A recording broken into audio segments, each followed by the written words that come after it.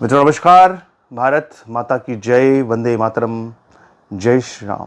मित्रों मैं दिलीप पांडे, स्वागत है आपका मेरे YouTube चैनल में। मित्रों आप जानते हैं कि हमेशा से ही पिछले 5 सालों से आप लगातार मुझको YouTube पर भी सुनते हुए आए हैं। आपने अगर जुड़े हुए रहे मेरे साथ तो आपने मेरे लेख भी पढ़े होंगे और उन लेखों में मैंने हमेशा सब लोगों को इस बात के लिए खूब जागरूक किया कि जो जिहाद है, जो इस्लाम है, वो कैसे जो अन्य मजहब के लोग हैं उनके लिए हमेशा एक खतरा है।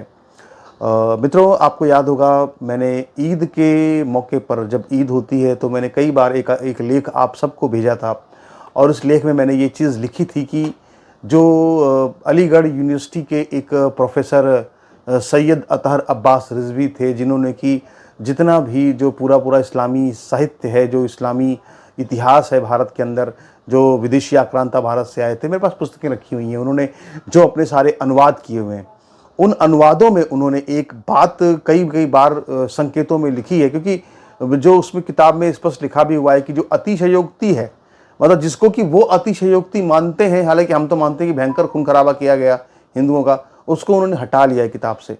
तो उन्होंने संकेतों में कुछ लिखा है और संकेत जो लिखे हैं वो ये हैं कि जब ईद आती थी पहले के ज़माने में, जब मुग़लों का राज था, तो उस समय जो हिंदू होते थे वो अपने घरों को छोड़ के जंगलों में भाग जाया करते थे, क्योंकि ईद के लगभग 1 महीने पहले से ही जो भी इस जिहादी लुटेरे हमलावर होते थे वो हिंदू इलाकों के अंदर एक अभियान चलाया करते थे, वहाँ पे लूटपाट करते थे, काफिरों को मारते थे, उनकी औरतों को का अपहरण कर लिया करते थे और वो सब किडनैप करके उनको माले गनीमत की तरह से जो सुल्तान होता था उसको सौंप दिया करते थे।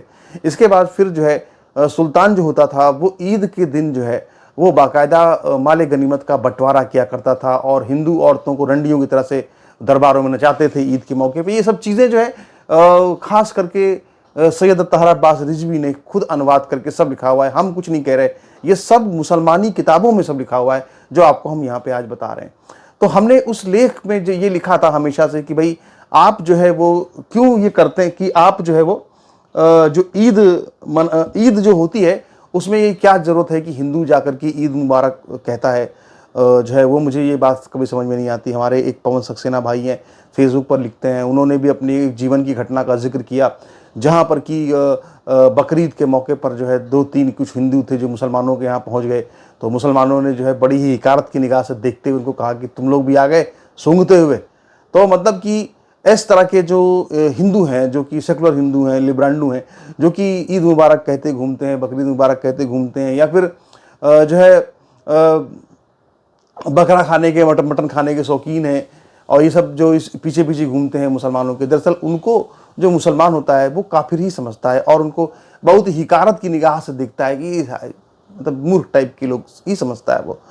तो मतलब अब देखिए इतिहास जो है अपने आप को लगातार दोहराता रहता है, अगर हम नहीं जाएंगे तो इतिहास अपने आप को दोहराएगा और बिल्कुल ठीक इसी तरह से हुआ है। जो है उत्तर प्रदेश के अंदर गाजियाबाद में खोड़ा इलाका है, वहाँ पर एक सूर्या चौहान नाम का एक लड़का था, 17 साल का लड़का था, जो कि एक नाबालिग लड़का था और उस नाबालिग लड़के के साथ जो है जो कुछ किया गया वो बहुत ज़्यादा मतलब कि खतरनाक, बहुत ज़्यादा मतलब कि चिंता की बात है और बहुत ऐसी बात है जो कि मतलब कि हर हिंदू के अंदर दहशत पैदा करने के लिए एक कोशिश की गई है। मैं आपको बताऊं मित्रों, जब कल बकरीद हुई उसके बाद जो है कल से ही एक वीडियो पूरे देश में वायरल हो रहा है जहां पर कि बकरा वकरा या पशु काटने के बाद जो है जो खून लगा हुआ है शरीर पर, मुसलमानों के या कपड़ों पर या मुंह पर लगा हुआ है, वो सारा वैसे ही लपेटे हुए अपने को खून में खून खराबा दिखाते हुए गैंग बना करके 10-15-20 लोग जो कसाई टाइप के उसमें जो है वो सड़क पर चल के रील बना रहे हैं, वीडियो बना रहे हैं। और ये सब कुछ इसलिए हो रहा है, अब ये पता नहीं हिंदुस्तान की का वीडियो है कि पाकिस्तान का है कि बांग्लादेश का है, इस बारे में पुष्टि नहीं किया सकती, लेकिन ये वायरल है और इसमें वो एक तरह से इस तरह से खून से सने हुए कपड़े पहनकर घूम रहे हैं खुलेआम। तो वो एक तरह से ये दिखाने की कोशिश है कि देखो हिंदू हमसे डरो, काफिरों हमसे डरो, क्योंकि हम दहशत पैदा करने वाले लोग हैं, हम जो है वो बकरे की गर्दन हलाल करने वाले लोग हैं, हमसे डरो।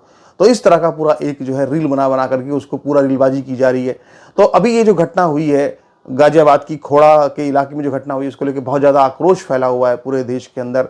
जो हिंदू संगठन है वो जा करके वहाँ पे गाजियाबाद के थानों पर जाके वहाँ पर प्रोटेस्ट कर रहे हैं और आज उनके साथ पूरे देश को खड़े होने की ज़रूरत है। इस तरह की घटनाओं पर चुप्पी साधना मतलब कि अपने आगे अपने भविष्य को अंधकार में डालने के बराबर है। तो ये जो घटना हुई, ये घटना क्या हुई, मैं इस घटना को लेकर के जो है सबसे पहले तो मैं, चूँकि अगर आप इस घटना को देखिए, यहाँ पर आज अखबार में जो छपा हुआ है, तो आप देख सकते हैं यहाँ पे क्या लिखा है। साफ साफ गाजियाबाद में दोस्त ने ईद पर 11वीं के छात्र की चाकू से गोद कर की हत्या।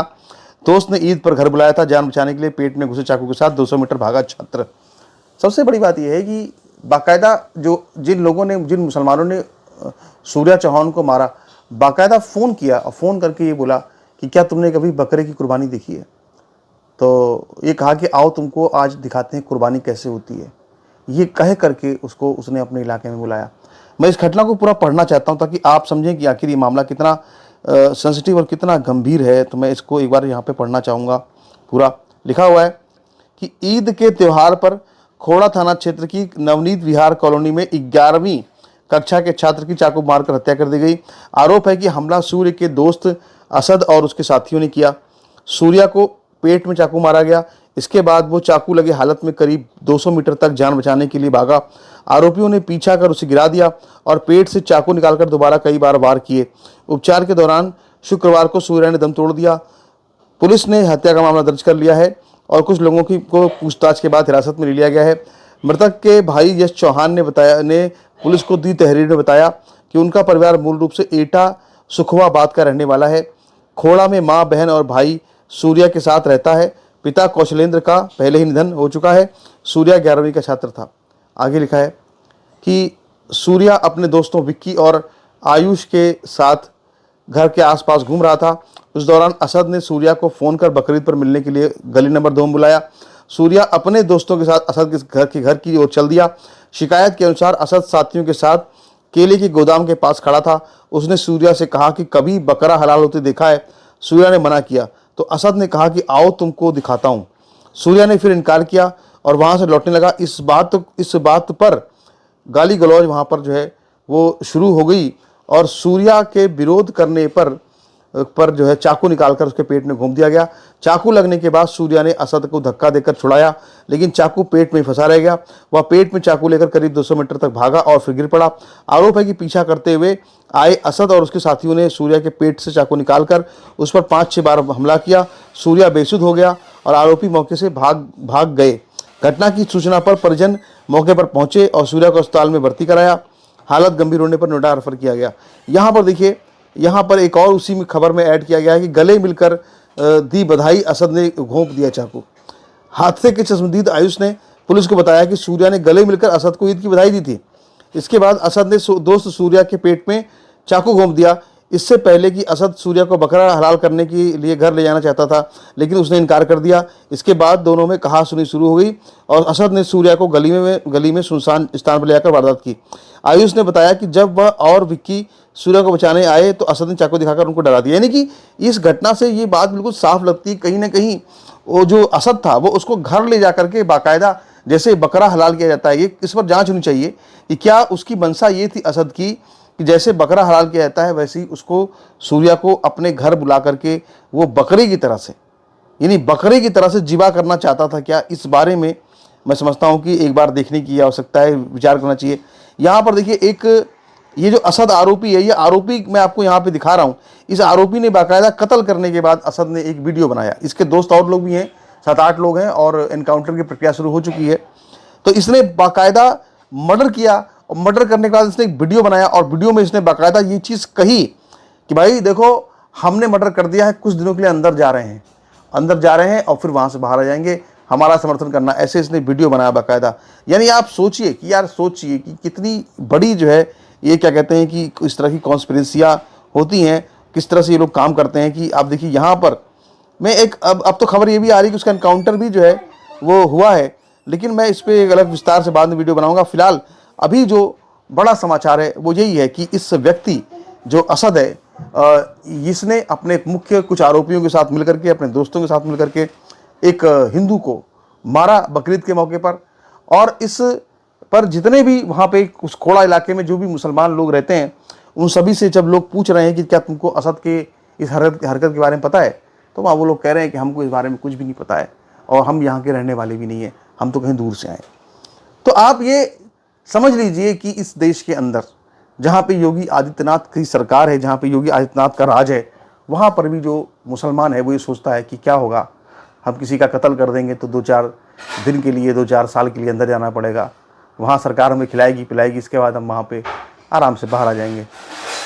तो हालांकि भी खबर ये भी आ रही है कि असद का एनकाउंटर कर दिया गया है, और बड़ा ये सब देख करके तकलीफ़ होती है कि सरकार को ये ज़ॉम्बीज़ हैं, ये कत्ल की मशीनें हैं, और इनको इसी तरह से ट्रीट किया जाना चाहिए। दूसरा और कोई विकल्प नहीं है। ये इस लायक नहीं है कि इनको डेमोक्रेसी संविधान के तहत इनको ट्रीट किया जाए। ये लोग इस लायक बिल्कुल भी नहीं है। ये बात ये लोग बार बार साबित कर रहे हैं अपनी हरकतों से। आपके इस पर क्या विचार हैं? अपने विचार रखिएगा, अपनी बात इस पर लिखिएगा, कहिएगा, और इस वीडियो को आगे बढ़ाइएगा, शेयर कीजिएगा, ताकि सब लोगों को जानकारी मिले कि कितनी दुर्दांत घटना जो है ये हमारे देश के अंदर हुई है। नमस्कार, धन्यवाद।